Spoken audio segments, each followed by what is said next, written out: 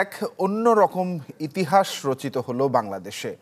গণ অভ্যুত্থানে পতন হলো শেখ হাসিনা সরকারের। হেলিকপ্টারে করে পালালেন দেশ ছেড়ে। এতে রাজপথে বিজয় উল্লাসে মাতেন ছাত্র জনতা।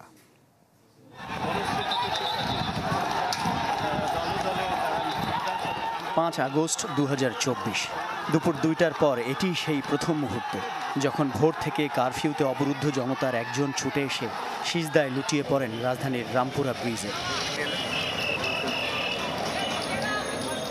সেনাবাহিনী ব্যারিকেড তুলে নেয় ছাত্র জনতার ঢল নামে রাজপথে। কুড়িল বিশ্ব রোড থেকে মৌচাক মোড়, গোটা প্রগতি সরণিতে তখন লাখো মানুষের পদচারণা আর উল্লাস।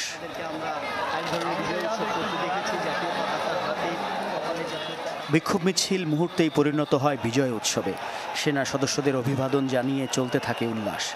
রাস্তার পাশে দাঁড়িয়ে থাকা সেনা সদস্যদের সাথে করমর্দন করেন আন্দোলনকারীরা। মুহূর্তেই মানুষের সয়লাভ হয়ে যায় রাজধানীর প্রতিটি সড়ক। গ্রহের চত্বর শাহবাগও হয়ে ওঠে জনস্রোতের মিলনস্থল। ঢাকার সব প্রান্ত থেকে মানুষজন জড়ো হতে থাকেন এখানে, যেখান থেকে শুরু হয়েছিল বৈষম্য মোচনের যাত্রা। বেলা গড়ায় আর ছাত্র জনতা সেনাবাহিনী একাকার হয়ে যায় এই এলাকায়। ছাত্র হত্যা, খেটে খাওয়া মানুষের প্রাণহানি আর জনসম্পত্তির ক্ষতি কি হয়নি? তবে এত প্রাণের বিনিময়ে শান্ত হলো শহর।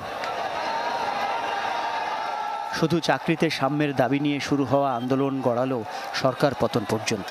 যুগে যুগে এক নায়কদের ক্ষমতার পরিক্রমা আর জবনিকা পাথ বোধহয় এমনই হয়।